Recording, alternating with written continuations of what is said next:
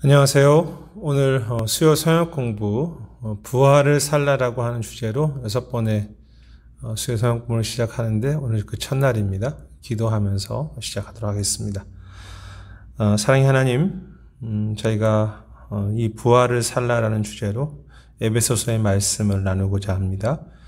시간에 은혜를 더하여 주시고 저희가 온라인으로 공부를 하지만 각자에게 필요한 하나님의 도전과 또 위로와 은총이 있는 그런 시간, 또 그런 공부가 되도록 붙잡아 주시옵소서. 감사드리고 예수님 이름으로 기도드립니다. 아멘. 이제 수요 성역 공부가 하반기에 들어가면서 계속 이어지고 있는데요. 저는 6번에 걸쳐서 에베소서 말씀을 살피려고 합니다. 에베소서 말씀 중에서도 이번에 가을 학기에는 1장부터 3장까지의 말씀에 6번에 걸쳐서 나눌 텐데요. 특별히 에베소서 말씀을 그 부활을 살라라고 하는 제목의 책입니다. 그 유진 피터스 목사님이 쓰신 책인데 에베소서 말씀과 교회의 영광 그리고 부활에 대해서 어떻게 우리가 부활을 살아가는 것이 교회의 영광으로 살아가는 것인가에 대해서 에베소서 말씀을 통해서 계속 이야기하고 있는 참 귀한 책입니다. 그래서 이 책의 내용들을 중심으로 해서 좀 함께 살피기 원하겠습니다. 그래서 오늘은 그 첫 번째 날로서 에베소서 1장 1절에서부터 14절까지의 내용을 가지고 평범한 교회 속에 임한 하나님의 영광에 대해서 좀 함께 나누기로 합니다. 평범한 교회, 또 부족한 교회, 또 문제 있는 교회 속의 하나님의 영광입니다. 흙 속의 진주 혹은 진흙 속의 진주라는 그런 말이 있죠. 대단하지 않은 것 가운데 있는 소중한 것입니다. 그 로마의 시인 터툴리안이 햇빛은 하수구에 고르게 비추어 주어도 햇빛 자신은 더러워지지 않는다라고 하는 그런 말을 했는데요. 즉 귀한 햇빛은 아무리 그것이 하수구에 비친다고 해도 그 스스로가 더러워지지 않는다는 것이죠. 그것이 진정한 소중한 사람들 또 귀한 것은 아무리 흙 속에 있어도 진흙 속에 있어도 진주와 같아서 그 주변의 환경에 오염되기보다는 오히려 그것이 더 귀하게 드러나는 것이죠. 그것이 교회가 아닌가 이렇게 생각합니다. 교회라는 현실 또 교회라는 환경은 진흙과 같은 흙 속에 있지만 그 주님이라고 하는 그리스도의 몸이라고 하는 교회 또 부활이라고 하는 영광이 오늘 우리 삶 속에 그 진흙 속에 흙 속에 있는 것, 내 안에 있는 진주를 발견하는 삶이 되겠습니다. 그래서 그런 관점을 가지고 좀 에베소서를 함께 살펴가면 좋겠습니다. 첫 번째는 교회의 현실과 에베소서인데요. 이 말씀을 먼저 좀 보겠습니다. 에베소서 1장 1절입니다. 제가 봉독하겠습니다. 하나님의 뜻으로 말미암아 그리스도 예수의 사도된 바울은 에베소에 있는 성도들과 그리스도 안에 있는 신실한 자들에게 편지하노니 사도 바울이 사역했던 에베소라고 하는 지역의 교회를 향해서 그렇게 편지를 쓰고 있습니다. 그런데 거기 보면 성도들과 신실한 자들이라는 표현이 있습니다. 과연 정말 모두가 다 신실한 자들이었을까 생각해 볼 수 있겠죠. 알 수 있는 것은 이 에베소 교회라는 곳은 참 사도 바울이 어쩌면 가장 사랑했을 만한 그런 교회이죠. 여러 가지 의미가 있습니다. 그렇게 사랑했을 것이라고 하는 모든 교회를 사랑했겠지만 이제 책의 내용입니다. 주 52년 에베소에서 바울이 3개월 머물렀고 그 지역의 회당에서 하는 나라의 말씀을 가르쳤죠. 근데 그 후에 폭동이 난 사도행전에 보면 내용이 나오는데 3개월의 방문은 3년으로 연장하게 됩니다. 상당하게 많은 시간을 투자했던 이 바울이 그렇게 많은 시간 동안 사역할 수 없었기 때문에 이 3년이라고 하는 시간은 굉장히 긴 시간이고요. 바울에게는. 그리고 많은 관심을 가지고 목회했던 교회였습니다. 또 나중에 이제 디모데가 목회를 하고 요한이 말년에 목회를 했던 것으로 또 알려지죠. 그래서 참 귀한 교회가 에베소 교회입니다. 화면에 내용이 충분히 다 나오시는지는 모르겠지만 이 내용을 본다면 이 에베소 지역은 지금의 터키의 지역에 해당되고요. 이제 역사를 보면 로마의 버금가는 큰 도시에 세워진 교회였습니다. 그래서 참 모든 면에서 문화적으로나 또 사도 바울의 사랑에 있어서나 귀한 교회였지만 계시록에 보이면 건강한 교회이긴 했음에도 불구하고 처음 사랑을 잃어버린 그런 교회였고요. 이 지역은 무역이 발달한 것만큼이나 우상 숭배도 심해서 아데미 여신을 섬기는, 그래서 이제 폭동도 나지 않습니까? 그 문화 속에서 교회와 성도가 살기 때문에 아무래도 이 세상이 온전하지 못한 그런 곳에 사는 그 교회, 또 그곳에 오는 사람들 역시 그 세상에 속한 사람들이기 때문에 에베소 교회는 완전하지 못한 교회였겠죠. 그래서 에베소서를 통해서 사실은 교회의 소망을 볼 수 있지만 사실 교회는 그렇게 이상적인 모습을 가지고 있지 않습니다. 물론 에베소서는 그 내용 자체를 다른 서신서들은 좀 그런 문제를 지적하지만 에베소 자체에는 그런 문제에 대한 이야기는 없습니다. 왜냐하면 에베소서는 조금 더 교회가 어떤 것인지를 보여주는 것이기 때문에. 하지만 그럼에도 불구하고 교회의 현실은 에베소 교회의 모습은 가장 사랑했던 교회지만 어쩌면 가장 또 큰 아픔과 연약함이 함께 있는 그런 교회였겠죠. 그래서 교회의 현실은 무엇입니까? 문제가 있는 현실과 그럼에도 그곳에 부활의 공동체를 함께 살아간다는 것입니다. 평범과 이적이 함께 있는 것. 사실 이제 이 부활을 살아간다고 하는 제목과 교회가 무슨 상관이 있는가 좀 생각할 수 있는데요. 이 책 전체를 통해서 이야기하고 싶은 것, 또 에베소서를 통해서 이야기하고 싶은 것은 이 부활이라는 것은 어떻게 보면 기적이지 않습니까? 부활은 예수님이 다시 죽었다 사시는 것. 근데 부활만 이적입니까? 어떻게 보면은 예수님이 이 땅에 동정녀 마리아의 몸에서 탄생하신 저 자체도 이적이죠.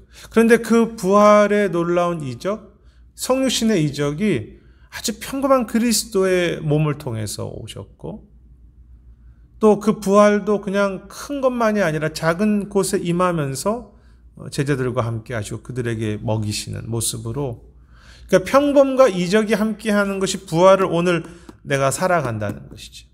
내가 오늘 이 땅에서 부활로 살아가는 것이 대단한 일만이 아니라 평범한 속에서 함께한다. 근데 그것이 바로 또 교회라는 것입니다. 그래서 이제 책에는 이렇게 나와 있습니다. 에베소 교회는 완벽한 교회가 아니다. 앞에서 살펴봤는데요. 분명 교회는 이 세상의 모든 잘못을 바로 잡는 일에 별 진전을 이루지 못하고 있다. 그렇죠. 그 현실이죠. 에베소 교회가 과연 그 에베소라는 지역에 온전한 영향력을 다 행했는가? 그렇지 못한 부분이 너무 많다는 것입니다. 우리처럼. 그래서 교회는 못난 면이 많다. 나중에 이제 디모데에게 교회의 문제를 이야기했던 것이라든지 어떤 그런 모습들, 그리고 에베소 교회가 갖고 있는 여러 가지 말이 많고 논쟁을 일삼는 그런 사람들이 있었고요. 앞에서도 말씀드렸던 것처럼 첫사랑을 잃어버렸던 이상적인 교회가 아닙니다. 에베소 교회. 이상적인 회중과는 좀 거리가 먼 그런 교회이죠. 역시 책의 내용입니다. 교회는 당황스러울 정도로 평범한 사람들이 모이는 곳이고 하나님은 그 사람들 안에서 그리고 그 사람들을 통해서 이 세상에 현존하기로 결정하시고 그것을 택하셨죠. 하나님은 평범한 사람들을 통해서 하나님의 일들을 행하시기 원하셨습니다. 그러나 외부 사람들에게 교회가 그렇게 보이지 않는 것이죠. 심지어 내부 사람들까지도 교회가 그렇게 평범한데 하나님의 역사를 행하시고 하나님의 나라를 보존하는데 도가 된다는 것이 보이지 않을 때가 너무나 많다는 것입니다. 내부에 있는 우리들마저도 교회의 영광을 잃어버린다. 그러나 그것이 바로 교회이다라고 이 책은 이야기하고 있습니다. 에베소 전체를 묵상해 가면서.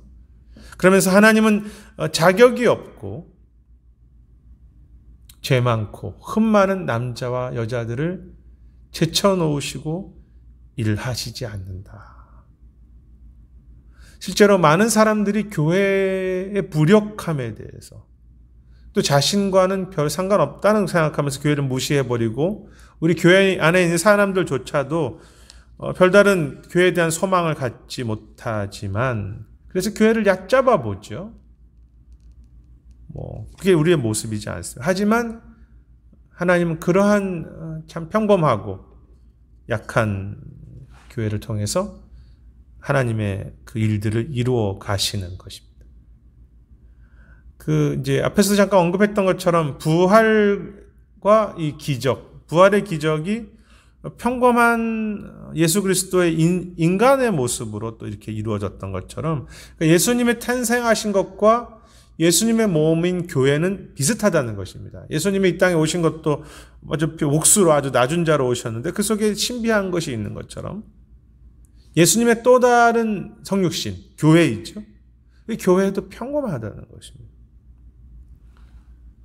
그 공동체는 유명한 인사가 없고 정부가 안중에도 두지 않는 그런 공동체였죠. 너무 약하고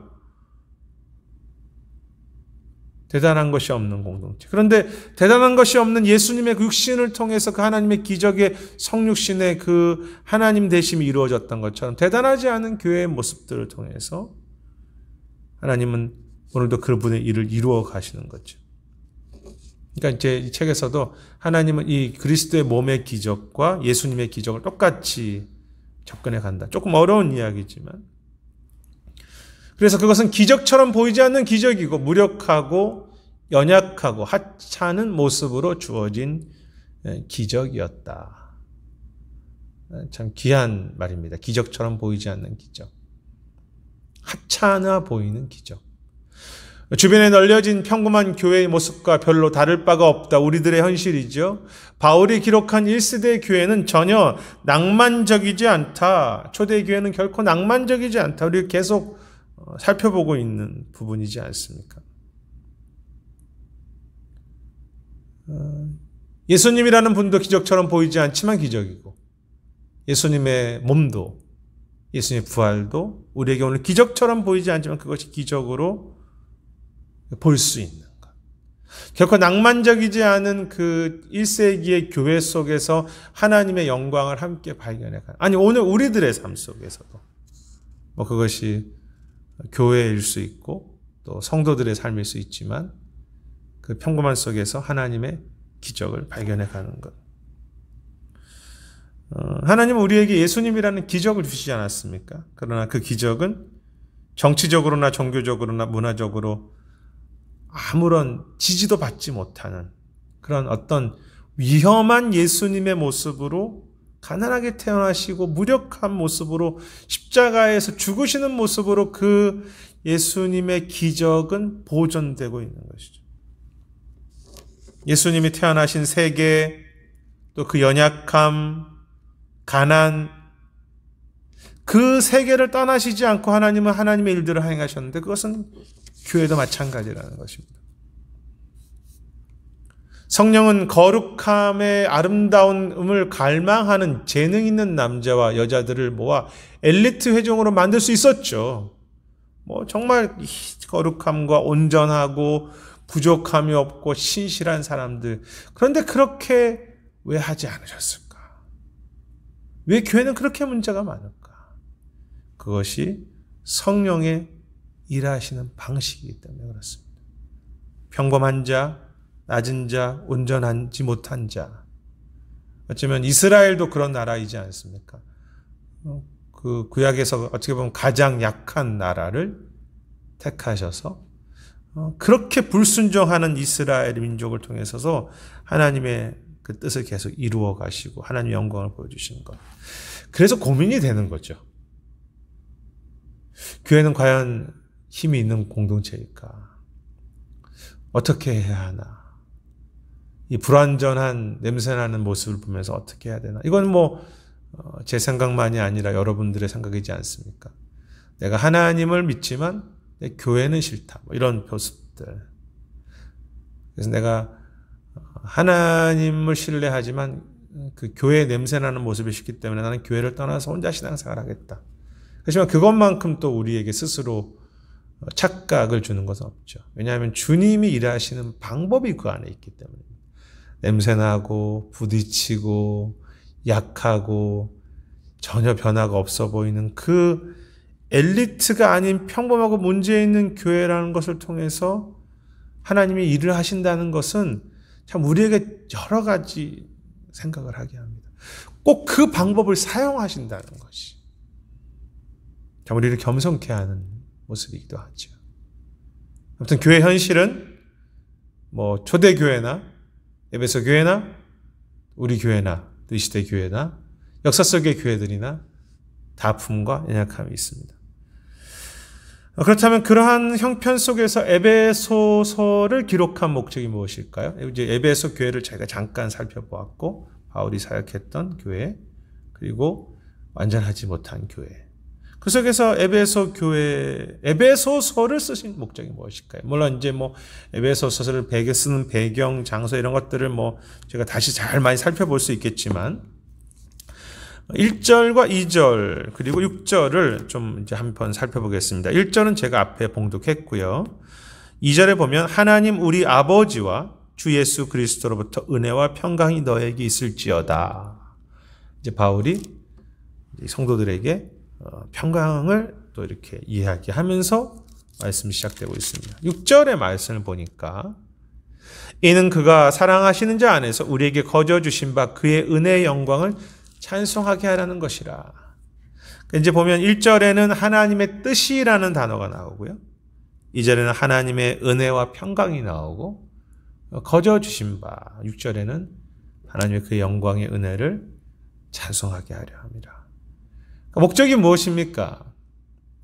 결국은 그 교회로 하여금 불완전한 교회로 하여금 하나님의 뜻이 무엇이고 또 하나님의 은혜와 평강이 무엇이고 거저 주시는 바 그 은혜의 크신 영광을 경험해 가면서 그것을 찬송하게 하려는 목적이 있죠.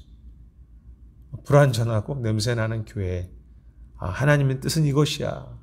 하나님의 은혜와 평강이 그곳에 있어.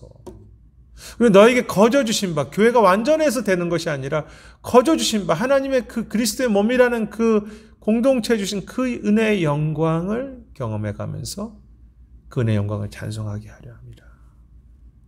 그것이 뭐 에베소의 목적이 여러 가지가 있지만 뭐 교회를 보여주고 여러 가지가 있지만 결국 하나님의 이 그림들을 보여주는 것 그것을 찬양하게 하는 것이 에베소의 소의 목적이라고 할 수 있겠습니다. 로마의 감옥에서 62년에 쓴 것으로 여겨지죠.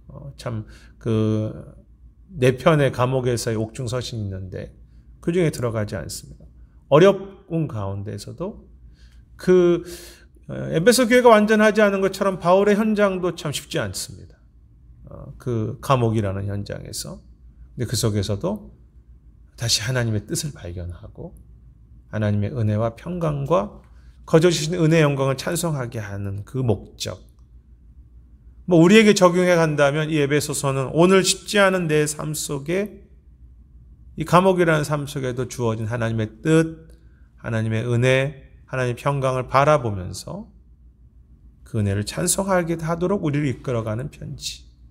하나님의 말씀. 비록 사도 바울을 통해 썼지만 하나님의 영감된 말씀으로 생명이 있는 에베소서 있죠. 보통 사도 바울의 다른 편지들, 다른 서신들을 통해서 주어진 하나님의 말씀들은 교회의 문제와 관련이 있죠. 뭐 고린도서 그러면 뭐 고린도 교회의 어떤 문제들을 좀 다루고 있고 어떤 편지마다 주어지는 그 특별한 문제들이 있습니다. 근데 에베소서는 그 이면과 본질, 즉 하나님의 뜻과 그리스도의 현존과 성령의 사역에 대해 설명하는 편지라는 거죠. 문제 해결도 물론 포함할 수 있겠지만 에베소서는 그 하나님께서 어떤 교회를 이루어가고 계시는지를 보여주는 참 교회가 어떤 것이 특별히 하나님께서 어떻게 행하시는지.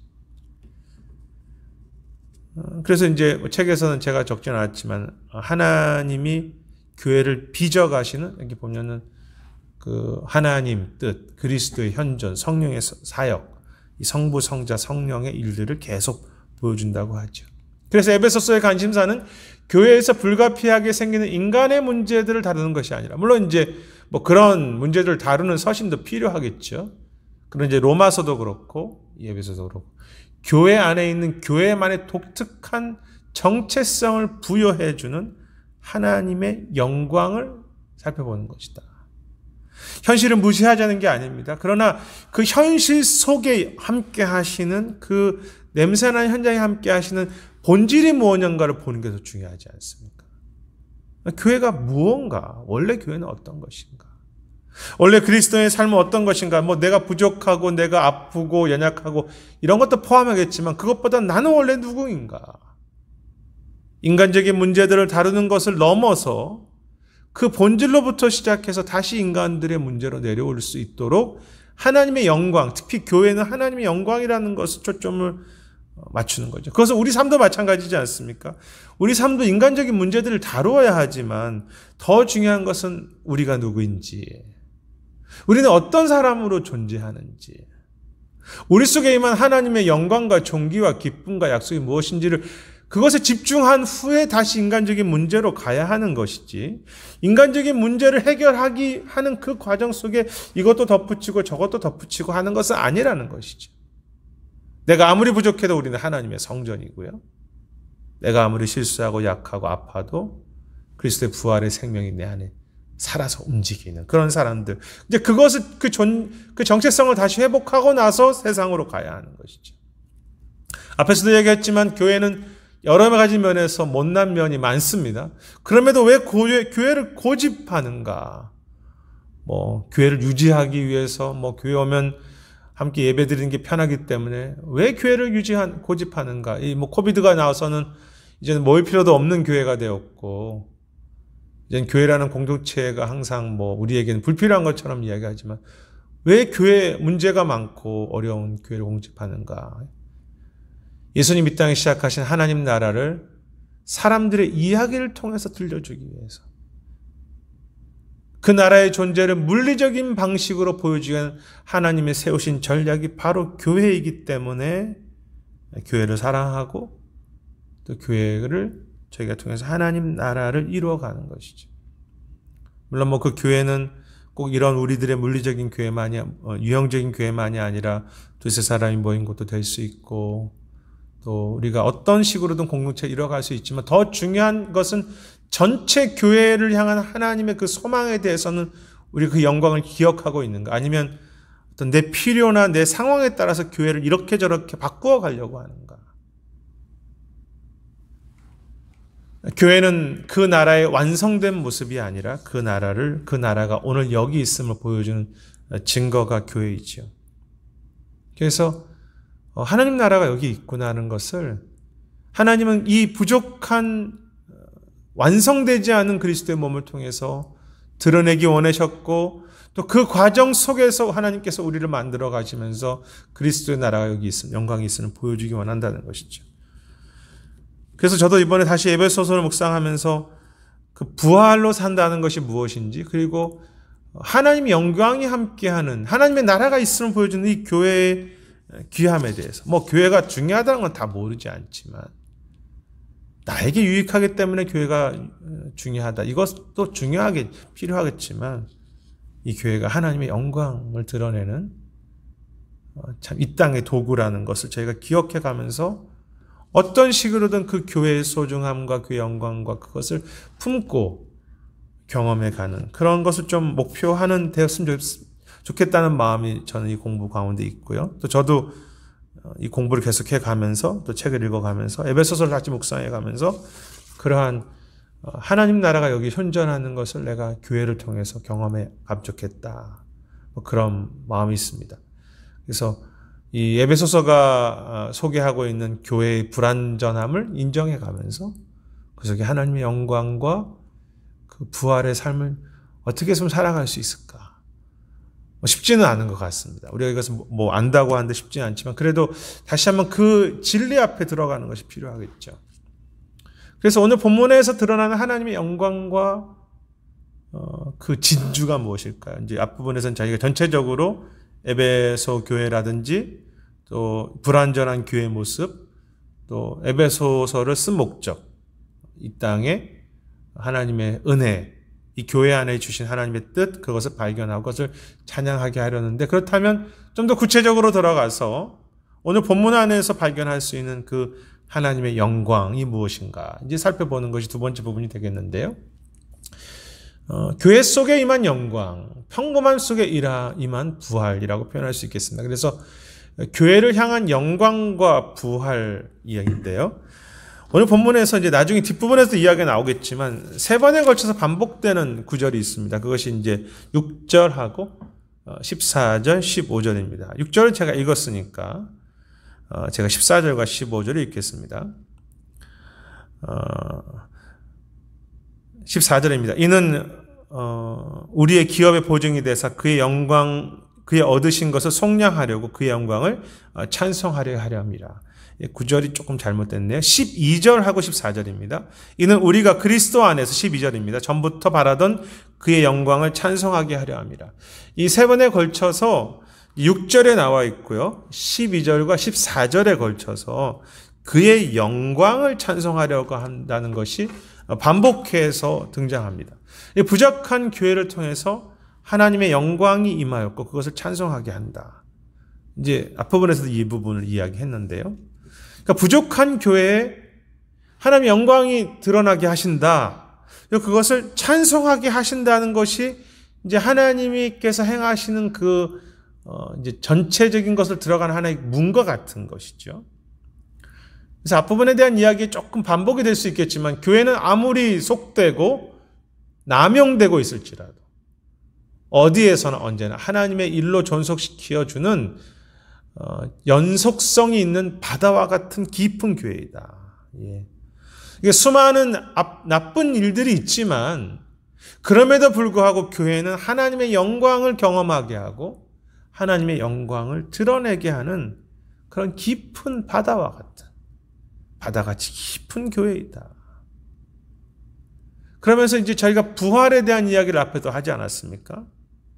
부활을 본다면 복잡하고 죽음이 있는 세상 속에서 교회는 부활을 사는 구체적인 개인들이 특정한 장소에서 하나님께 받은 임무를 가지고 모이는 모임이다.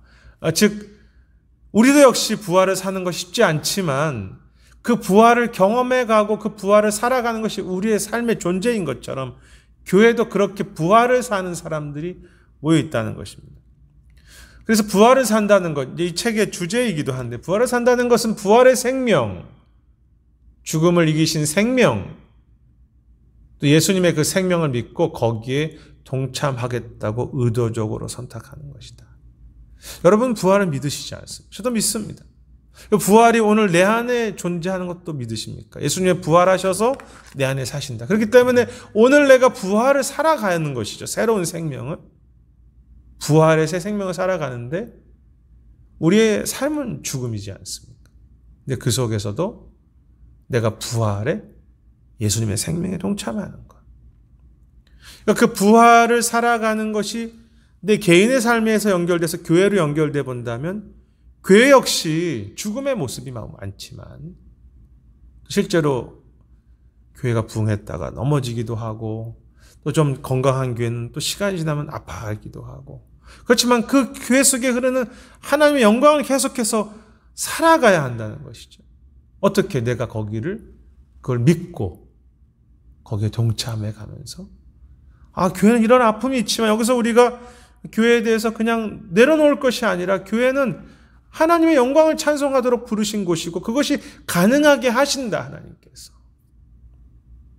그래서 이제 그것을 영광으로 표현해 간다면 영광이라는 것은 이제 저희가 계속 영광을 찬송하게 한다고 하는 것을 하는데 여러 가지로 영광에 대해서는 성경 곳곳에 나오지만 유진 피터슨 목사님의 이제 이야기를 통해서 본다면 영광은 성경에 매우 중요한 단어인데 하나님의 장엄함의 여러 가지 모습들이 빛을 발하는 것이다. 이제 쉽게 설명한다면 하나님의 아름다움이 드러나는 것, 하나님의 그 일하심이 보여지는 것이 영광이다. 근데 이제 장엄한 무거운 영광이죠. 그 밝은 빛이 사방의 모든 것을 밝혀주죠. 분명한 것은 교회는 우리가 하는 일이 아니라는 것입니다. 인간들이 어떻게 저렇게 하는 것이 아니다. 물론 우리 때문에 교회가 어렵기도 하고 또 우리 때문에 교회가 이런저런 발전의 모습들을 보여줄 수 있겠지만 그것이 아니라 근본은 우리가 참여할지라도 교회는 하나님의 일이시다. 그 교회의 영광과 부활과 생명을 채우시는 것에서 그 모든 교회라는 것이 규정되고 설명돼야 한다는 것이죠. 오늘 우리 교회가 얼마나 사람들이 많은지, 우리 교회는 얼마나 설교 잘하는 목회자가 있는지, 오늘 교회는 어떤 부서가 있고 어떤 봉사를 하고 어떤 사역을 하고 어떤 선교를 하는지가 우리들의 교회를 규정하는 것이 아니라 비록 그런 우리들의 모습이 있지만 교회는 그리스도의 영광과 하나님의 그 부활이 기본적으로 거기에 생명으로 부어지고 있는 그곳에서 항상 시작한다는 것입니다. 정말 우리는 오늘 이것을 기억하면서 교회에 참여하고 있을까요?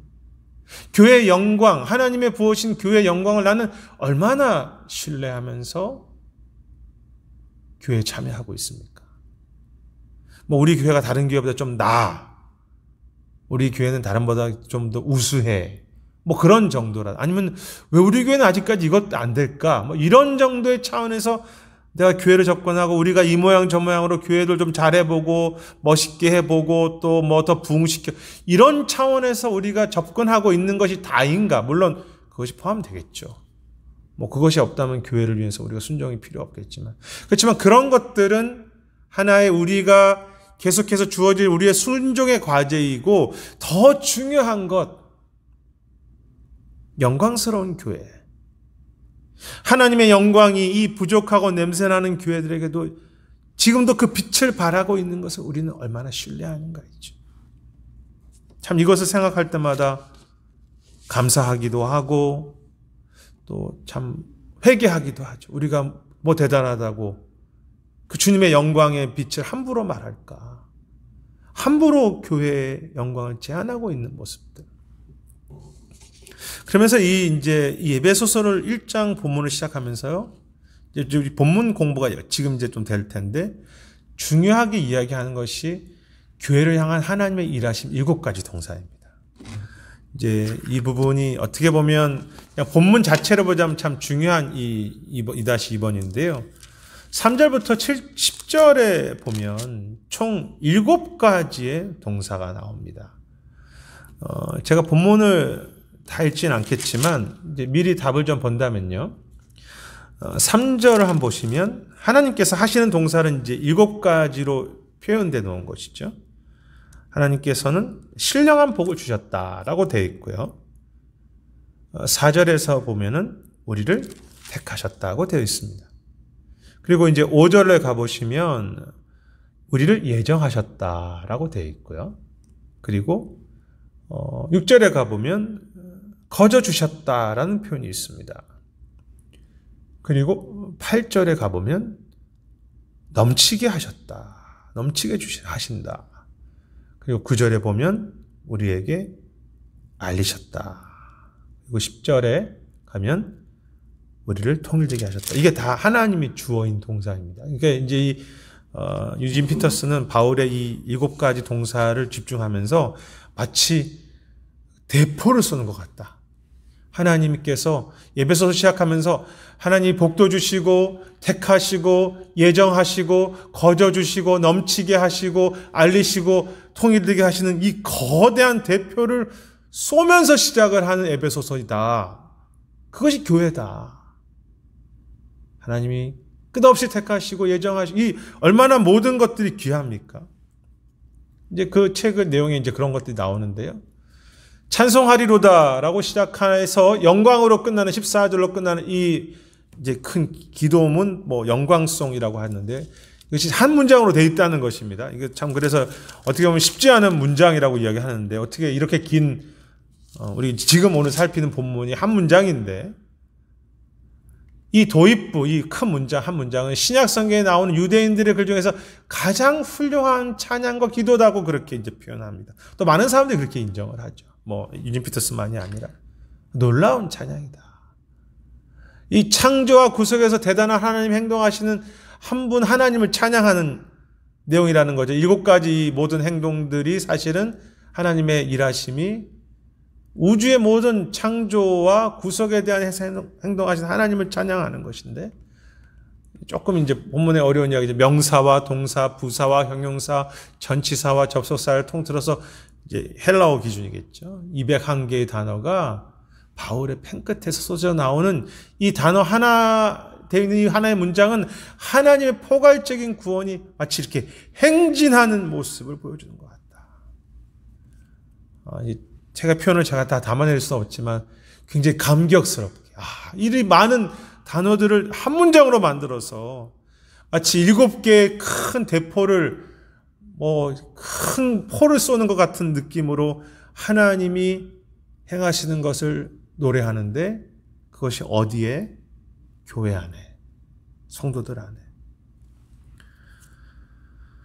사실은 우리는 교회를 보면 참 우리의 감정이나 느낌이나 상황으로 따라서 그 하나님이 우리 주변에 가버리시고, 교회 여러 가지 문제를 볼 때 하나님 뭐 하십니까? 라고 생각하면서 그냥 하나님이 주변으로 물러가는 교회의 모습들이 될 수 있고, 그것이 우리 삶도 마찬가지죠.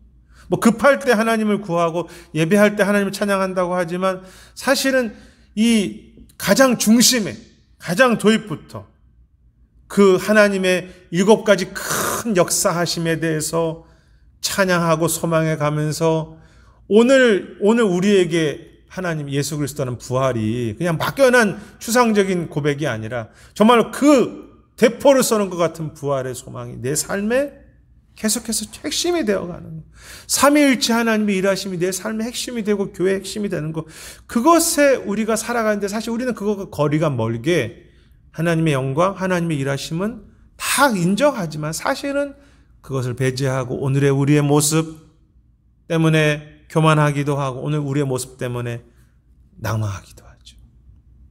그렇지만 에베소서는 사실 성경이 다 그렇습니다. 하나님의 포를 높이 올라서는 그런 하나님의 포괄적 구원의 행진의 모습으로 시작해 가는데, 과연 냄새나는 에베소서의 에베소 교회 현장에서 그걸 내가 믿을 수 있는가? 오늘 아프고 지친 내 삶의 현장 속에서 그 하나님의 주권으로 일하심을 나는 얼마나 아멘하면서 엎드릴 수 있는가? 그것이 결국 우리가 에베소서를 어떻게 대하냐의 차이죠. 윤리를 말하는 것이 아닙니다. 도덕을 말하는 것이나 내가 어떻게 잘 살지를 말하는 것이 아닙니다. 물론 그것도 포함하겠지만, 교회가 얼마나 좀 더 건강하게 되어서 좋은 모습이 될까? 물론 그것도 필요하겠지만, 그것 전에 하나님의 영광이 얼마나 흐르는, 그냥 거저 주신 바 하나님의 영광이 흐르고 역사하는 그 교회를 우리는 어떻게 생각할 거죠? 어떻게 믿을 것인가?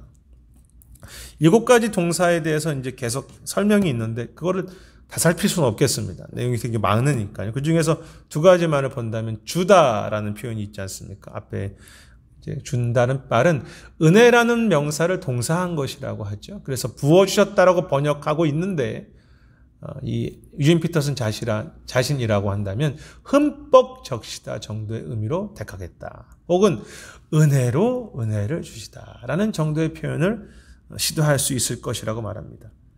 에베소서에서는 이 단어의 변형이 20번이 나오는데 그것을 다 이해하거나 분류하거나 완전히 터득하는 것은 우리가 할 일이 아니죠. 그 풍성함에 내가 익숙해지라. 은혜로 주시는 것이 얼마나 귀한 것인지, 은혜는 내가 어떻게 다 할 수 없는 그런 것들이 우리 안에 계속해서 주어지고 있다. 지금도 주어지고 있다. 그게 사실이지 않습니까? 그것에서 시작한 하나님의 거저 주심의 그 놀라운 그 포를 쏘는 그 동사에서부터 시작해가는, 또 어떤 동사가 있습니까? 넘치게 하셨다가 주목을 끄는 이유는 2가지만 살폈는데요. 이 단어가 굉장히 자주 나오기 때문이라는 것입니다. 넘치게 하셨다는 어디에나 있다. 바울은 이 단어를 총 45번을 사용한다고 했습니다. 제가 계산한 건 아니고 유진 피터슨이 계산한 건데 맞으리라고 믿고 제가 컨펌은 못했습니다만, 그런 넘치게 하신다는 게 참 자주 나오죠. 바울은 기회가 있을 때마다 이 단어를 사용하신다. 참 재미있는 표현입니다. 아무리 써도 그 단어가 부족한가 보다. 넘치게 하신다. 그러니까 바울이 에베소 교회를 볼 때, 아니 모든 교회를 볼 때마다 때로는 문제가 있고 아파하고 하지만 바울의 기본적인 그 초점은 무엇입니까? 하나님의 영광스러운 교회고 그것에 누가 일하신다? 하나님 일하시는데 넘치게 그곳에 하신다. 아무리 그 단어를 써도 부족한가 보다. 왜냐하면 그것이 교회이기 때문에. 바울이 지나친 것일까? 사실 그렇지 않죠. 하나님의 은혜를 말할 때 어떻게 지나치다고 할 수 있겠습니까?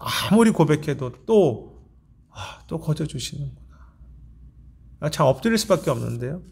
이제 이 유지미 피터슨이 7개의 이 3장부터 10절까지 나와 있는 3절부터 10절까지 나와 있는 동사들을 정리해 가면서 이렇게 이야기합니다. 이 동사들을 다시 살펴볼 때 놀라운 것은 각각의 행동을 드러내고 시행하시는 분이 예수님이라는 사실이다. 그러니까 하나님께서 그 일을 하시는데 그 일을 이루셔 가시는 것이 예수님이라는 것이죠. 당연히 그 안에 성령께서 하시죠. 고유 명사 혹은 대명사로 그리스도를 지칭하는 횟수가 11번이나 등장한다는 것입니다. 무엇입니까? 하나님께서, 예수님께서, 성령께서 이 교회를 향해서 지금도 그 7가지 동사, 7가지 동사만이겠습니까? 계속해서 부어주시고, 계속해서 은혜 주시고, 택하시고, 예정하시고, 인도하시고, 부어주시고. 어제 부어주셨는데 그것으로 끝나는 것이 아니라 또 부어주신다, 또 인도하신다. 그것이 우리를 타락하고 방심하게 하는 것이 아니라 그 부어주심 앞에 우리가 엎드려야 하는 거죠. 내가 함부로 표현할 수 없는 교회라는 것이 하나님의 부어주심이 있는 교회이고 내 삶인데 부활의 생명이 내 안에 흐르는데 어떻게 낭망하고 좌절하고 함부로 판단할 수 있겠습니까? 물론 아파해야 되죠. 그렇게 따르지 못하는 교회 모습을 아파하면서 서로 책망도 하고 서로 격려해 가지만 그런 모든 과정이 어떻게 하는 것이며 그 하나님의 생명과 영광이 흐르는 교회를 내가 믿고 나도 그 교회를 사랑해 갈 수 있는 그 냄새나는 한 영혼들을 내가 품고 울고 사랑해 갈 수 있는 것. 그것이 에베소서를 이 교회를 보는 7가지 동사로 한 문장으로 그 일을 시작하게 한다. 참 너무 멋지지 않습니까? 내가 조금 멋있게 오천호 목사가 설교 좀 잘하고 성역 공부 잘해서 만드는 그런 교회랑 어떻게 그것을 비교할 수 있겠습니까? 내가 참 바르게 고상하게 사랑해서 만드는 교회와 이 놀라운 하나님의 생명과 영광 있는 교회를 어떻게 비교할 수 있겠습니까? 엎드려야죠. 그리고 믿어야 하고 참여하는 것이죠. 하나님의 큰 7가지 동사들. 다 외울 필요도 없겠습니다. 우리가 다 생각해 볼 수 있는. 단지 하나님의 크신 역사들이 행진하는 에베소서이다. 그리고 에베소 교회이다. 그리고 오늘 우리 교회에 있죠. 이제 마지막 내용이 되는데 그 하나님의 그 놀라우신 역사가 어떻게 임하는가? 우리에게 임한다는 거죠. 그래서 오늘 우리에게 행하신 부활을 오늘 살게 하시고 찬송하게 하십니다. 본문의 11절부터 14절까지를 제가 읽겠습니다. 형제들아 내가 지금 할례를 11절부터 읽겠습니다.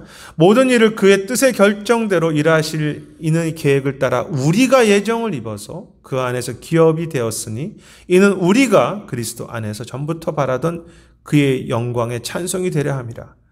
그 안에서 너희도 진리의 말씀 곧 너희의 구원의 복음을 듣고 그 안에서 또한 믿어 약속의 성령으로 인치심을 받았으니 이는 우리 기업의 보증이 되사 그 얻으려는 것을 속량하시고 그의 영광을 찬송하게 하려 함이라.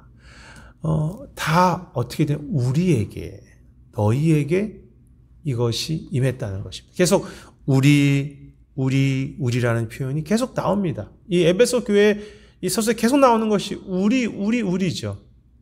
그러니까 하나님의 놀라운 영광과 찬송이 그냥 교회에게만 그냥 이렇게 있다라는 정도, 그것이 바로 우리의 것이라는 것이. 오늘 우리에게 임하였다는 것. 우리가 그 일에 참여하게 하셨다는 것이죠. 그 본문에 이제 계속해서 그런 내용들이 나오면서 우리가 그 영광을 우리를 통해서 하나님의 영광을 드러내게 하시 찬송하게 하려 함이라. 우리 같은 자를 통해서, 부족한 자를 통해서. 계속해서 책의 이야기입니다. 여기 3절에서 14절에 또한 우리를 개인적으로 그 행동에 끌어들이는 11개의 대명사 우리가 같이 나온다. 분명히 이제 3절부터 10절까지에서는 이 하나님의 포를 쏘는 7개의 큰 동사들이 나온다면 이 3절부터 14절에는 우리가 11개의 대명사가 나온다는 거죠. 즉 우리가 거기 참여한다. 그리고 제가 지금 읽었던 이 긴 문장의 뒷부분 14절부터 14절에서 그리스도를 8번 더 언급하고 우리를 6번 더 언급해서 부활 세계에 우리를 적용시켜주는 이 거대한 축복을 더 자세하게 표현한다. 즉 무슨 말입니까? 하나님의 놀라운 그 축포를 쏘는 것 같은 7개의 동사와 그리스도의 이름들이 더해지는데 그것이 무엇과 함께 우리라고 하는 부족한 우리라고 하는 것에 우리가 참여하게 하신다. 그것이 우리에게 오늘 적응하게 하신다. 우리를 그 속에 불러들이신다. 이 부족한 교회를. 바울은 한치의 틈도 주지 않는다. 이 7개의 동사들, 하나님이 직접 일하신 이 동사들을 우리 앞에 펼쳐놓고 우리의 삶이 부활해서 벗어나지 않게 하신다고 했습니다. 참 이 멋진 표현입니다. 하나님의 공사를 펼쳐놓고 이것이 우리의 우리 중심적인 이야기란 것인 뜻이 아닙니다. 하나님께서 중심으로 이루시면 그것이 다 우리의 삶 속에 그 부활을 함께 경험하도록 초대하시고 기뻐하시고 함께 하시는 거죠. 바울은 이 위대한 하나님의 놀라운 계시를 설명하면서 모든 면에서 우리를 자비롭게 포함시키신다고 말한다. 참 어쩌면 오늘 공부의 가장 중요한 부분입니다. 모든 하나님의 놀라운 영광이 7개의 동사를 통해 주어지지만 모든 면에서 우리를 그 자비롭게 포함시킨다. 우리를 그 행동에 끌어들이지 않는 동사가 단 하나도 없다는 것입니다. 모든 것이 선물이다. 은혜는 곳곳에 있다. 우리가 할 일은 그것을 받는 것이다. 오타가 안에 있는데 우리가 할 일은 그것을 받는 것이다. 각 행이 서로 빠르게 교차하며 이 길고 복잡한 도입 문장, 우리가 한 문장이라고 했는데, 그래서 바울은 그 부활이 우주에서 있는 일을 간결하게 진술하는 문구를 소개한 후 그 문구를 강조하기 위해서 3번이나 반복한다. 마지막에 어떻게 강조하는 것입니까? 찬송하게 하려 함이라. 찬송하게 하려 함이라. 찬송하게 하려 함이라. 하나님 놀라운 영광이 주어집니다. 그것이 오늘 어떻게 주어집니까? 오늘 이 부족한 내가 참여해 가면서 나의 평범한 곳곳이 다 은혜 현장이 되게 하신다는 거죠. 그게 약속이라는 것이죠. 이 평범하고 냄새나는 교회가 다 어떤 한 동사도 우리를 끌어들이지 않는 동사가 없다. 하나님 혼자 행하셨으니 다 끝이다가 아니라 다 우리를 참여하게 하시고 너의 것이라고 하고 우리에게 경험하게 하시고 우리도 그 일에 참여하게 하시는 결과가 무엇입니까? 목적이 무엇입니까? 모든 것을 소개한 후 반복해서 찬송하게 하려 합니다. 찬송하게 하려 합니다. 찬송하게 하려 합니다. 어떤 것이 찬송하는 것입니까? 영광을. 나도 그것을 누리는 것이고 하나님께 감사하는 것이고 하나님을 즐거워하는 것이고 기억하는 것이고 이웃들에게도 하나님의 그 살아계심과 영광을 전하는 것이죠. 교회는 전혀 그런 모습이 없어 보이는데도 불구하고 아니야. 교회는 하나님의 영광의 역사하심이 있는 곳이야라고 서로 격려해가며 교회를 회복하고 또 교회를 통해서 이 땅에 하나님의 역사가 드러나도록 함께 소망해 가는 것. 그런데 재미있는 것은요. 꼭 하나님은 나 같은 자를 통해서 찬송을 받으시기 원하신다는 것입니다. 우리를 통해서. 온전하지 못한 교회를 통해서. 우리의 부족한 입술을 통해서 찬송 받으시기 원하시는 하나님. 모든 일이 그의 영광을 찬송하게 하기 위해서 일어난다. 찬송은 감사에서 우러나오는 축하이다. 영광은 하나님의 빛나는 현존이다. 앞에서 살피지 않았습니까? 그리고 그것이 우리의 운명이고 우리가 창조된 이유이다. 참 귀한 것입니다. 오늘 내가 하나님의 영광을 바라보면서 경험해 가면서 이 냄새나는 세상에서 하나님의 영광을 고백하고 즐거워하고 축하하고 그것을 나누는 것. 내가 얼마나 영광스러운 하나님의 빛나는 교회 안에 한 지체이고 나도 그 하나님의 영광이 있다는 것을 경험해 가면서 그것을 즐거워하고 주변 사람들에게 함께 그 기쁨을 나누는 것, 그것이 바로 우리가 오늘 살아가고 있는 이유이다. 우리의 창조의 이유다. 하나님의 영광을 찬송하게 하려 합니다. 영광을 경험하게 하면서 그 영광을 노래하는 것.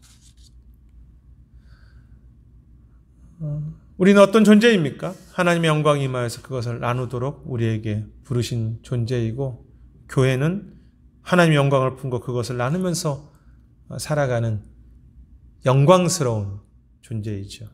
그것이 오늘 본문에서 이야기하고 있는, 이 책에서 이야기하는 부활을 사는 삶이고, 부족하지만 평범하지만 영광이 있는 교회의 그런 소명이겠죠. 오늘 공부를 통해서 어떤 것을 한 가지라도 이렇게 좀 품기 원하십니까? 여러 가지 이야기들이 있었고, 또 에베소서 1장 1절부터 14절까지 말씀을 이렇게 묵상했는데, 다 기억나실 수도 있고 또 다 잊어버릴 수도 있는데, 그 중에서 꼭 한 가지라도 오늘 내가 품기 원하는 그 한 가지는 어떤 것입니까? 한번 생각해 보시죠. 공부를 마치기 전에 그래도 열심히 강의를 들으셨는데 그래도 한 가지라도 내가 품고 내 삶에 소망하는 것이 참 중요하지 않겠습니까? 제가 제시하기보다도 여러분들께서 한번 말씀 앞에서 서보시죠. 공부했던 내용을 다시 리뷰하자면, 교회 현실과 에베소서라고 하는 그 이제 저에게 주어진 책, 교회 현실은 결코 좋지 못합니다. 실제로 낭만적인 교회는 없고요. 그렇지만 하나님의 영광이 함께하는 하나님 나라 자체인 교회를 바라볼 수 있는가? 왜 그것이 하나님의 나라의 영광인가? 그 교회를 향한 하나님의 영광에는 하나님의 7가지 일하심, 7가지만이 아니겠죠. 그거로 시작되는 교회, 그것이 뿌리인 교회, 그것이 핵심인 교회. 그래서 조금 깨어지고 냄새나고 아픈 교회이지만 그 하나님의 일하심이 멈추지 않기 때문에 그것이 오늘 우리에게 임하셔서 부족한 우리를 통해서 오늘도 하나님의 나라가 확장되어가는, 하나님의 영광을 찬송하게 하는 그런 존귀한 교회. 여러분 어떤 것을 선택하시겠습니까? 에베소서를 저희가 들어가면서 교회를 어떻게 바라볼 것인가? 혹은 내 삶을 어떻게 바라볼 것인가? 나는 부활로 살고 있는가? 나는 하나님의 영광이 주어지고 부어지고 은혜로 반복되는 그것을 나는 기대하고 믿고 겸손하게 소망으로 살고 있는가? 저희가 한번 회개하기도 하고 또 소망하기도 해야 되겠죠. 이 말씀이 우리 모두에게 좀 소망이 되었으면 좋겠습니다. 물론 회개도 해야 되겠지만 평범한 교회 속에 임한 하나님의 7가지, 아니면 더 넘어서는 영광의 일하심입니다. 앞에서 흙 속의 진주를 저희가 살폈습니다. 어떤 것도 소중한 것이 아무리 흙 속에 있다고 해도 소중한 것은 소중한 것이죠. 깨어진 십자가, 누가 저렇게 사진을 찍었는지 모르겠지만 십자가가 깨어져 있죠. 십자가가 깨어진 것은 불경한 모습이기도 하지만 십자가가 깨어져 있는 외형 자체가 있다고 해서 십자가의 능력이 사라진 것은 아니지 않겠습니까? 물론 깨트리면 안 되겠지만, 근데 사실 우리의 모습은 깨어진 십자가처럼 흙 속에 있는 것처럼 교회가 깨어지고 우리의 삶이 깨어지고 그게 별로 좋아 보이지 않는 그런 교회의 모습들, 그렇기 때문에 참 실망하고 떠나는 사람도 많고요. 우리 스스로도 포기할 때가 많지만 다시 깨어졌다고 하더라도 그 속에 십자가의 의미와 생명은 여전히 살아있는 것이죠. 오히려 더 깨어진 모습 등에 우리가 더 다시 한번 생각해 가면서 십자가의 능력이 드러난 모습이 아니라 그 속에 행하시는 십자가 그리스도의 보혈과 하나님의 생명의 일하심과 성령의 역사가 오늘도 멈추지 않고 부으시고 은혜 베푸시고 주시고 하나님께서 그 가운데 영광으로 채우시는 영광이 있다는 걸 저희가 더 볼 수 있어야 하지 않겠습니까? 우리는 다 깨어진 십자가들, 깨어진 교회들을 품고 살아갑니다. 그 속에도 하나님의 영광을 바라보면서 그 영광을 찬송해가는 우리의 인생의 목적, 교회의 목적을 놓치지 않는, 그래서 참 그런 건강한 소망을 품고 우리 신앙생활과 교회의 삶과 또 우리의 삶을 살아가시는 우리 모두가 되시기를 주님의 이름으로 축원하겠습니다. 제가 기도하겠습니다. 하나님, 오늘 에베소서 1장 1절부터 14절까지의 말씀을 가지고 오늘 우리의 평범한 교회 속에 임한 하나님의 영광에 대해서 함께 묵상하고 나눴습니다. 참 종의 나눔이 참 부족합니다. 지혜도 부족합니다. 그러나 주님, 오늘 이 본문을 통해서 말씀을 통해서 하나님 우리 각 심령들에게 이야기하시고자 하는 것들을 깨우쳐 주시고, 귀한 우리의 또 선배 리더인 유진 피터슨 목사님을 통해서 깨달았던 것들이 또 우리에게 잘 적용이 되어서 정말 오늘 우리가 무엇을 소망하고 또 무엇을 회개하고 살아가야 되는지 기억해가면서 오늘 우리에게 주신 교회, 오늘 우리에게 주신 부활의 삶을 신실하고 멋지게 살아갈 수 있는 우리 모두가 되도록 인도해 주시옵소서. 이 말씀이 우리 삶 속에 소망이 되게 하옵소서. 감사드리며 모든 말씀 예수님 이름으로 기도드립니다. 아멘. 오늘 1과 공부를 마쳤습니다. 다음에 2과 할 때까지 또 평안하시고 오늘 공부하시느라고 수고하셨습니다. 감사합니다.